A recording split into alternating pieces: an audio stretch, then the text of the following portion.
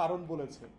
এবং পিএনজি মানে এটা তো বুঝতামই না, মানে আপনাদের ব্যাখ্যা করবার আগে আর কি, যে ফোর্সেস অফিসাররা এক কাপড়ে বাড়ি চলে গেছে, তাদেরকে পেনশন দেওয়া হয় নাই, বেতন দেওয়া হয় নাই, তাদের যে আবাসন সুযোগ সুবিধা পাওয়া, তারপরে হচ্ছে তাদের যে হাসপাতাল সুযোগ সুবিধা পাওয়া, যদিও এটা ডিফারেন্ট আলোচনা যে রাষ্ট্রীয়ভাবে ডিভাইসিভ সুযোগ সুবিধা কাউকে দেওয়া উচিত কিনা, সে আলোচনা ভিন্ন আলোচনা, কিন্তু মানে আপ আনটিল নাও যেটা এন্টাইটলমেন্ট, সেই এন্টাইটলমেন্ট থেকে তাদেরকে বঞ্চিত করা হয়েছে।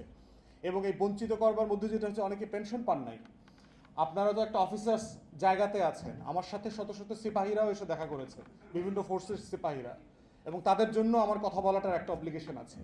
এবং এই সিপাহীদের উপর যে নির্যাতন করা হয়েছে, অফিসে এসে এই সিপাহীরা জামা খুলে তাদের উপর টর্চার দেখিয়েছে, শরীরের বুকে পিঠে হেন কোনো জায়গা নাই যে তার অত্যাচারের নির্যাতন নাই, তার হাতে পায়ে এই লেভেলের টর্চার করেছে। এবং কোনো কারণ ছাড়া, কোনো কারণ বলে নাই, যে সিম্পলি পোশাক থেকে এক কাপড় উঠায় নিয়ে চলে গেছে। শত শত হাজার হাজার অফিসারকে করেছে, মানে সোলজারদেরকে করেছে। তাহলে এই যে একটা ফোর্স, যার প্রশ্ন হচ্ছে ডিগনিটির সাথে একটা মানুষ মৃত্যু দেবে, তার জীবনটা দিয়ে দেবে দেশের জন্য, এটার পূর্ব শর্তই হচ্ছে ডিগনিটি, মর্যাদার প্রশ্ন থাকতে হবে এখানে, যে এটা দিলে পরে আমার সম্মান বাড়বে রাষ্ট্রের কাছে, আমি বীর হব, আমাকে শহীদের মর্যাদা দেবে, আমার ফ্যামিলি সেফ অ্যান্ড সিকিউর থাকবে বাই দ্য স্টেট। সেই ডিগনিটিটা পর্যন্ত এই ফোর্সের অফিসারদের কেড়ে নেওয়া হয়েছে, সোলজারদের কেড়ে নেওয়া হয়েছে। এবং শুধু তাই না, অফিসাররা না হয় আপনাদের র্যাঙ্ক অ্যান্ড ফাইল আছে, আপনারা পরিচয় দিতে পারেন, স্ট্যাটাস আছেন, সিপাহীদের অবস্থা দেখলাম অমানবিক জীবনযাপন করছে, কোথাও চাকরি পায় না এখন। কারণ ইন্টেলিজেন্স রিপোর্ট যখন ভেরিফিকেশনে আসে, তাদেরকে ওখানে রিপোর্ট দেখায় যে তারা ডিসগ্রেস সোলজার ছিলেন, কোথাও চাকরি পাচ্ছে না। এবং বিভিন্ন জেলায় আমি যখন সফরে যাই, বিডিআর থেকে বিভিন্ন ফোর্স থেকে অফিসাররা, সোলজাররা আসে, সিপাহীরা আসে, জওয়ানরা আসে, এসে তাদের কষ্টের কথা আমাদের শুনতে হয় ঘন্টার পর ঘন্টা ধরে।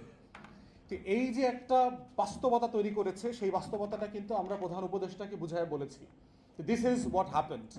এবং আপনারা দেখেন যে আমরা আগস্ট সেপ্টেম্বর থেকে কন্টিনিউ এটা বলবার পরে উইথ মাচ রিল্যাক্টেন্স, যে তারা এই রিসেন্টলি পিলখানা গণহত্যার বিচার করবার, তদন্ত করবার জন্য একটা কমিশন করেছে।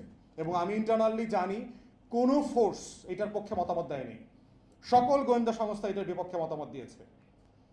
তাহলে একটা রাষ্ট্র কিভাবে করাপ্ট শুধু হয় নাই, যে সে একটা মনস্টারাস এস্টাবলিশমেন্ট তৈরি করেছে, একটা ফেক ডিপ এস্টাবলিশমেন্ট তৈরি করেছে রাষ্ট্রের উইদিন দ্য ইনস্টিটিউশনস, যেটার মধ্য দিয়ে সে নিজেকে কারেকশন পর্যন্ত করতে চায় না, সে নিজেকে ক্রিটিক করতে চায় না, রিভিউ করতে চায় না, সে আবার নতুন করে রাষ্ট্রের ফোর্স হইতে চায় না, সে গণতন্ত্রের ফোর্স হইতে চায় না, সে সফটওয়্যারের ফোর্স হইতে চায় না।